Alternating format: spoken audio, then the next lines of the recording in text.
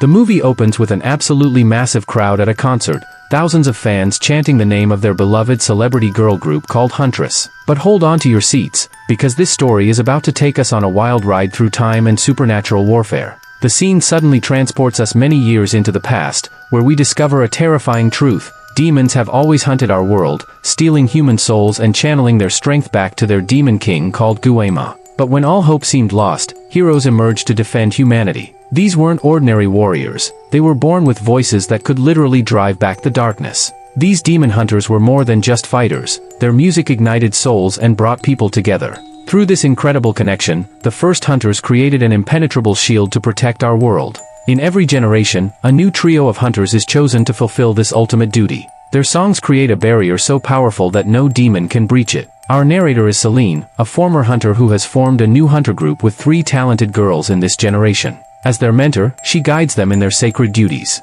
It's their songs that maintain the shield preventing demons from entering our world. Cleverly, this hunter group disguised themselves as a musical band called Huntress, and there isn't a single person in Korea who isn't completely obsessed with them. Let me introduce you to these incredible girls. First, there's Mira. She's the visual and lead dancer, definitely the black sheep of her family. She's described as being so effortlessly cool that she once wore a sleeping bag to the Met Gala. Next is Zoe, the rapper and lyricist who grew up in the USA and brings that international flair to the group. And finally, there's Rumi, the lead singer whose voice is so powerful it literally brings people to tears. Her mom died when she was little, but Celine raised her and built Huntress around her incredible talent. As their excited fans wait for their biggest show yet, their manager Bobby realizes something's wrong. The Huntress plane is moving in completely the wrong direction. We see the girls on the plane, stuffing themselves with food and snacks to fuel their upcoming performance, when they notice the air hostess and pilot acting really strange. When Bobby calls wondering why they haven't arrived yet, the girls peek through the window and realize they're heading in the opposite direction. That's when they spot the telltale demon patterns on the crew's hands. The air hostess and pilot suddenly shapeshift into their terrifying demon forms to attack. But here's the thing, these demons picked the wrong girls to mess with. The Huntress pull out their demon-hunting weapons and start singing their powerful songs, completely obliterating the demons. Unfortunately, their plane gets wrecked in the process, but with their supernatural powers, they leap from the wreckage and make the most dramatic entrance to their concert, driving their fans absolutely wild. Meanwhile, in the demon realm, the defeated demon reports back to the Demon King, who is absolutely furious. He kills the weak demon and insults the others for being useless. Here's the terrifying part, if they don't eliminate the hunters soon, their songs will turn the barrier shield to gold, trapping all demons in the underworld forever. Suddenly, a very special demon named Jinnu appears and starts singing a mocking song about how the mighty Demon King used to feast on souls and make the world tremble, but now all he does is starve thanks to some hunters and their songs. Bold move, Jinnu. The Demon King is livid that Jinnu dares to mock him with the very voice he allowed him to keep. But Jinnu isn't here to mock, he's here to help with a brilliant new strategy. Instead of fighting the hunters directly, they'll attack what makes the barrier stronger, the fans themselves. The other demons laugh at Jinnu's idea of creating a demon boy band, but when Jinnu and his crew transform into absolutely gorgeous human boys, even the Demon King has to admit this plan has serious potential. After their biggest performance, the Huntress tries to take a break, but Rumi announces she's moved up their golden release to tonight. The world is buzzing with excitement, but during practice, something terrifying happens. Rumi's throat keeps choking up whenever she sings. With just 10 minutes until their live performance and 10,000 screaming fans outside, Bobby is having a complete nervous breakdown. Rumi rushes to the bathroom, breathing heavily, and unzips her dress. Here's the shocking twist, she has demon marks on her body. Rumi is part demon. Through flashbacks, we learn that young Rumi once asked Celine if hunters must kill all demons. Celine assured her that despite having demon patterns because her father was a demon, she's not one of them, she's a hunter like her mother was. Celine promised that when the barrier shield is sealed, all demons will be gone and Rumi's demon patterns will disappear. This is why Rumi has been so careful to hide her body from her friends. Back in the present, Rumi is devastated. How can she fix the world and herself when she's losing her voice? When she returns home, her friends try to comfort her, suggesting they reschedule, but Bobby calls in a panic. The fans are extremely disappointed about the cancelled show.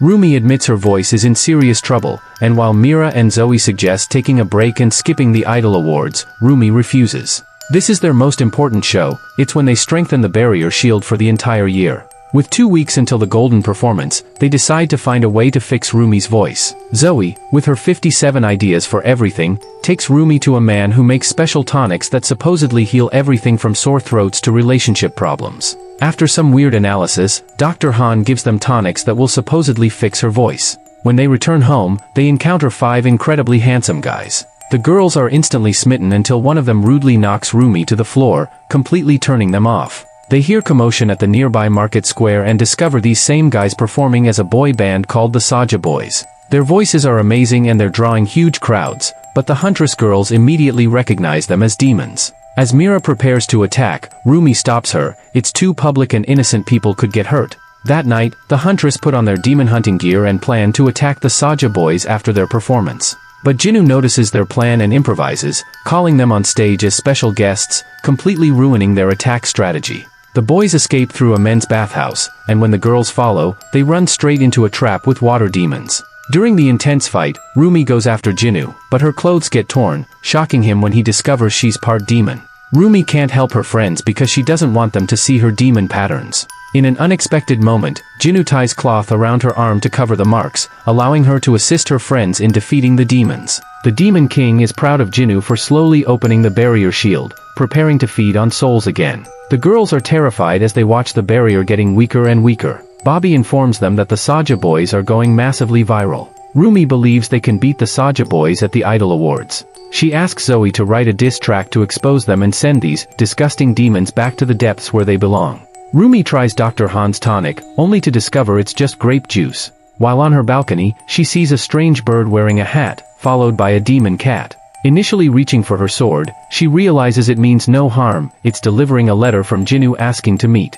Rumi meets Jinwoo, not to talk but to kill him, but he wants to discuss her demon patterns. He reveals he knows what it feels like to have those marks and shares his heartbreaking story. 400 years ago, Jinwoo's family was extremely poor. His only possession was an old bipa, which he used to play music in the streets for coins. When desperation hit, he heard the Demon King's voice for the first time, telling him he wasn't good enough for his family but could be made worthy overnight. His fate changed dramatically. He was praised for his voice even by the king, and his family lived in palace grounds with full bellies and clean clothes. But demon patterns spread across his body until they consumed him. He was condemned to the demon world as the Demon King's prisoner for eternity, while his family lost everything and ended up worse off than before. He's been haunted by memories of failing them ever since, with the demon mark serving as a constant reminder of his shame, a shame he can never escape. Jinwoo tells Rumi to accept who she really is, but she insists she's nothing like him. He understands her denial because he was once there too, telling her to meet him when she stops denying her true nature. Meanwhile, the girls perfect their new song Takedown for the Idol Awards. At a fan signing event, the Saja Boys' presence divides their fanbase, so Rumi suggests joining tables to share every fan. Jinwoo tries to talk to Rumi, but she refuses to speak with someone helping the Demon King. He reveals he's actually helping himself. The Demon King promised to erase his memories and silence the voices in his head. As Rumi practices, Jinwoo's demon cat keeps inviting her to meet him. When Mira notices Rumi changing their lyrics, she becomes suspicious. The song is supposed to be hateful because they hate demons, but Mira senses sympathy from Rumi toward demons, especially after seeing her talk to Jinwoo. Little by little, Jinwoo and his band start sucking their fans' souls with their music, feeding them to the Demon King and making him stronger. Rumi decides to meet Jinwoo one more time, proposing an alternative to feeding souls to the Demon King. She asks him to help them win the Idol Awards because their victory would seal the barrier shield permanently, guaranteeing his freedom as the Demon King would be cut off forever and all demons would be gone from the world. Jinwoo agrees to help by withdrawing his band from the performance, and we notice romantic feelings developing between them.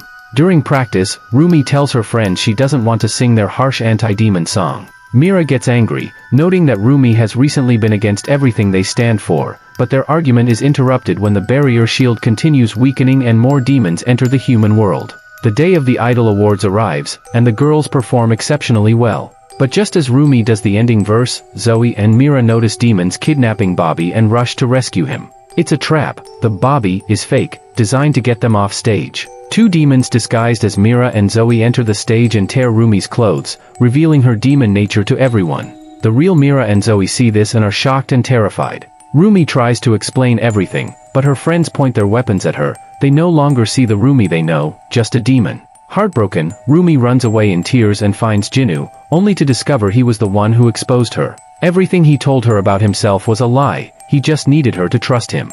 He actually abandoned his family willingly and made a deal with the Demon King to escape his miserable life. The Demon King invades Mira and Zoe's minds, making them hate each other, and also possesses all the Saja Boys fans, drawing them to their show. As the Saja Boys perform, the Demon King appears and starts sucking everyone's souls. But suddenly, Rumi appears with her own song, a majestic melody that brings her friends back to their senses and returns everyone's souls. When the Demon King descends to kill her, Jinwoo sacrifices himself to save her, apologizing for everything. The entire crowd of fans starts singing along, and this collective power makes Rumi and the Huntress incredibly strong. Together, they defeat the Demon King and seal the barrier shield forever, saving both the human world and freeing all demons from their eternal torment. And that's how 3 K-pop idols saved the world from eternal darkness while dealing with identity crises, forbidden love, and the ultimate question of what makes someone truly good or evil. This movie perfectly blends supernatural action with the glamorous world of K-pop, delivering both epic battles and emotional depth that will leave you questioning everything you thought you knew about heroes and villains.